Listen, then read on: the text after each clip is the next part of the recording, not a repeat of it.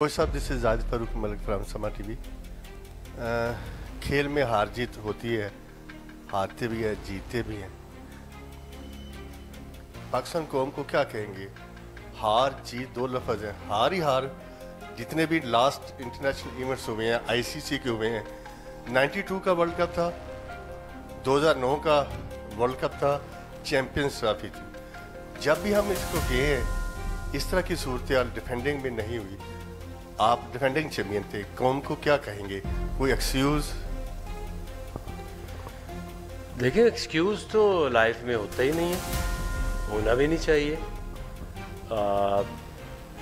जैसे अगर आप इस टीम को देखें तो जब मैच से पहले तो हम सारे होपफुल होते ही हैं और टीम को बैक भी करते हैं, लेकिन जब टीम खेलती है उसमें फिर उस तरह के रिज़ल्ट नहीं आते तो सबसे ज़्यादा अफसोस तो उस प्लेयर को होगा जिससे परफॉर्म नहीं हुआ उस तरह से। ज़ाहिर है प्लेयर्स भी काफ़ी उनको हर्ट है, उनको भी अफसोस है। और आगे जो कौम को जो मैसेज है वो यही है कि आप कोशिश कर सकते हैं और अपनी टीम को बेहतर कर सकते हैं, और तो दूसरा हल नहीं है। क्योंकि अब आज का दिन है, कल एक दूसरा मैच होगा, तो हम तो उनको यही कोशिश करेंगे कि आप क्योंकि इंडिया पाकिस्तान की जो हार और जीत में बहुत चीज़ें इन्वॉल्व होती हैं, आप इमोशनली बहुत हर्ट होते हैं। आप लोगों को जितना अफसोस है उससे कहीं ज़्यादा तो वो प्लेयर्स को होगा ना, उनका क्या हाल होगा। बट यही है कि जो कमियां हैं, जो चीज़ें हम बेहतर कर सकते हैं वो ज़रूर करेंगे, क्योंकि इस तरह के मैचेस में आपके जो इम्पैक्ट प्लेयर्स को फिर आप मिस ज़रूर करते हैं। आई एम श्योर कि जो एक चीज़ हम कह रहे हैं कि हमने उनको अच्छी तरह डिफेंड नहीं किया, तो मेरी अपनी सोच है, क्योंकि इन पिचेस में आप जितने भी मैचेस इस टूर्नामेंट में हो रहे हैं ये हैं सारे हाई स्कोरिंग। वो एक ऐसी स्टेज थी जहां हम स्कोर एक बड़ा टोटल लगा सकते थे, जो कि हम सोच रहे थे कि 280 to 300 के दरमियान एक टोटल आता तो फिर अच्छी एक फ़ाइट मिल सकती थी। वो लैप्सेस हुए जिससे वो जो कि इनिंग बिल्ड हो रही थी उस तरफ हम जा रहे थे कि अच्छा टोटल हो सकता। 240 में जब 240 होता है और आप देखते हैं कि उनकी एक लंबी एक्सपीरियंस बैटिंग है, तो वो फिर आप विकटें लेने जाते हैं। जब आप विकटें लेने जाते हो आपको अटैक करना पड़ता है, क्योंकि ये 240 आप 50 ओवर में तो डिफेंड नहीं कर सकते थे, आप उनको आउट कर सकते थे। तो उसमें फिर एट टाइम्स आपको लगता है कि ये किस तरह की बॉलिंग हो रही है, लाइन लेंथ पे क्यों नहीं कर रहे हैं। तो आपको कई दफ़ा फिर जब टोटल उतना नहीं होता जितना उन पिचेस के ऊपर ऑब्वियसली होना चाहिए, तो फिर आप थोड़ा एक्स्ट्रा अटैक की तरफ जाते हैं, जिसमें एट टाइम्स दोनों तरफ गेम पे चली जाती है। कमियों की बात की, कमी कहाँ पे है? कॉन्फिडेंस की कमी है, तालीम की कमी? देखिए, तालीम और क्रिकेट की तालीम की बात आप कर रहे होंगे कि जो गेम का नॉलेज है उसमें ज़ाहिर है। देखें, जब आप मैच हारते हैं या आप अच्छी क्रिकेट नहीं खेल रहे होते तो उसमें एक तो चीज़ें वो हैं कि जो आपका बार गेम है आपसे वो नहीं हो रही, और दूसरा ये कि आपके अंदर उस तरह की मैच अवेयरनेस नहीं है।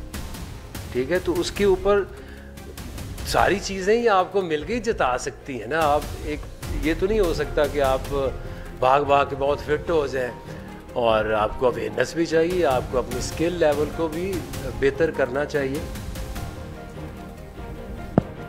आगे भाई ये बताइएगा कि जो आपका जो काम था सिलेक्शन का, कोचिंग का, आप इससे मुतमईन थे जो टीम सेलेक्ट हुई और जो उनकी जो परफॉर्मेंस थी वो कहाँ लैग करते थे, उन सारी चीज़ों से आप मुतमईन थे? देखिए, मुतमईन तो कभी भी नहीं हो सकते, क्योंकि सारे हम लोग काम क्यों करते हैं या प्लेस कोशिश किस चीज़ की करते हैं, जीतने की करते हैं, और हार के कौन बंदा मुतमईन हो सकता है। लेकिन अगर आप देखें तो इसका एक प्रोसेस जो है, वो जो हमारा सिलेक्शन का प्रोसेस था या कोचिंग का प्रोसेस था, कि ये टीम शुरू हुई, ऑस्ट्रेलिया गई, वहाँ कंडीशंस डिफरेंट थी, वहाँ पे इन्होंने अच्छा परफॉर्म किया, वहाँ से साउथ अफ्रीका गए, वहाँ वनडे सीरीज़ हिस्ट्री में पहली दफ़ा ये जीते। वहाँ से जब पाकिस्तान में आए, इस टूर्नामेंट में आए, तो होता ही है कि आपके कुछ ऐसे प्लेयर्स होते हैं जो पर्टिकुलर गेम में आपके लिए बड़े ज़रूरी होते हैं। लेट्स से जैसे साइम है या फ़ख्र है, वो ऐसे प्लेयर्स हैं कि जो एक गेम के अंदर एक पॉजिटिव इम्पैक्ट डालते हैं। उनकी ना होने की वजह से फिर आप की जो ऑप्शंस होती हैं आप उसी तरह जाते हैं। ये ऐसे नहीं हो सकता कि आपके जो मेन प्लेयर्स हैं, लाइक अगर इंडिया के पास अगर बुमराह अभी नहीं खेल रहा तो बुमराह जैसा बॉलर उनके पास और तो कोई नहीं नज़र में आया, या अगर आपके उनके टॉप जैसे प्लेयर्स हैं, कोहली है या रोहित शर्मा है, अगर नहीं टीम में होंगे तो उस तरह के प्लेयर तो आपके पास नहीं आ सकते वक्ती तौर पे। तो डेफिनेटली ये वही टीम है मोर और लेस जिसने ऑस्ट्रेलिया में भी खेला, साउथ अफ्रीका में भी खेला। जो लोग चेंज हुए हैं वो उनकी इंजरीज की वजह से नए प्लेयर्स आए।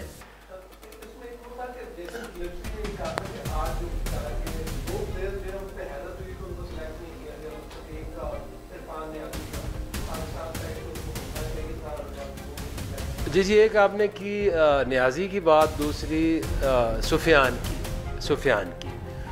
नियाज़ी ने जो भी अभी ऑस्ट्रेलिया ले ले, साउथ अफ्रीका ले ले, अभी तक उसने एक मैच खेला था। हम कई दफ़ा ना थोड़ा सा T20 को और वनडे की परफॉर्मेंस को ना मिक्स कर देते हैं। Niazi is a wonderful talent, लेकिन अभी तक उसने वनडे क्रिकेट में कोई ना मैचेस इतने खेलने, 8-9 मैचेस है, 9-10 मैचेस है, और उसकी कोई भी परफॉर्मेंस ऐसी नहीं है। एक भी उसकी इनिंग ऐसी नहीं उसमें लगी कि आप कहें कि जी हमने नियाज़ी को मिस किया है। अगर आप उसके देखेंगे खोल के, अभी स्टैट्स देखेंगे, तो कोई ऐसा इम्पैक्ट नहीं क्रिएट किया था। हाँ, तैयब ताहिर ने जिम्बाब्वे में आया, उसमें एक इम्पैक्ट शो किया, फिर साउथ अफ्रीका में भी उसने 1-2 मैचेस में बड़ी अच्छी performance the.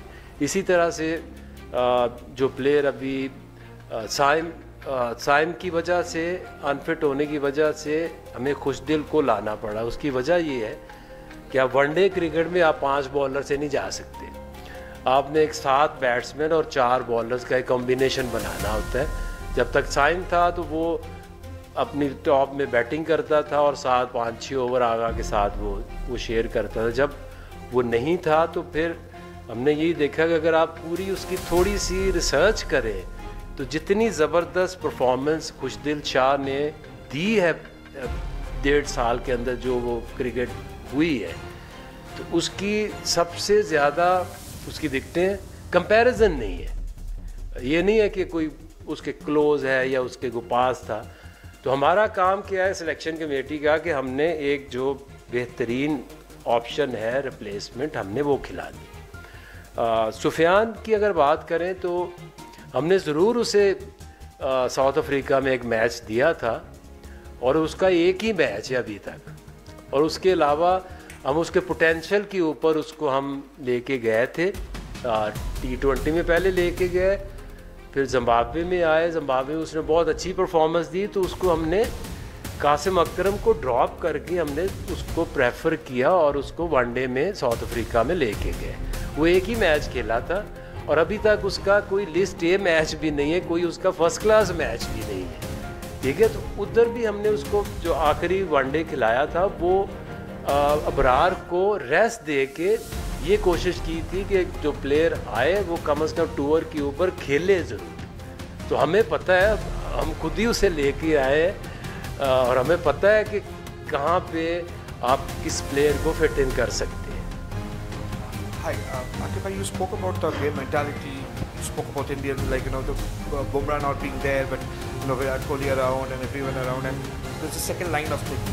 Do you think what is the difference between the two teams? That's like now we are seeing in ICC tournaments in particular that do you think that with Pakistan the second line of the young bunch of cricketers are somehow not being able to complement to the seniors in case they have a bad day, like seniors have a bad day in the office? Do you think that somewhere the experience is lack of experience is somehow hurting them? I mean, look, when the Pakistan-India is playing, it's not only a cricket. It's more than that. You need a lot of experience. I can share with you the numbers. The numbers are like this Indian team was the most experienced. They have like altogether almost 1,500 games together, and the Pakistan is on the bottom, less than around 400 games. If you look at the players, like Babar is the only one who's played more than like 100 games, then Rizwan, and then Shaheen. The rest of them are like lesser than 30 matches. Tayyib played like 8, Khushdil 15, who other was like at the Open. Imam was coming back in the team. So I think the main thing, when nothing works, when you're talking about more than a game, then the experience counts.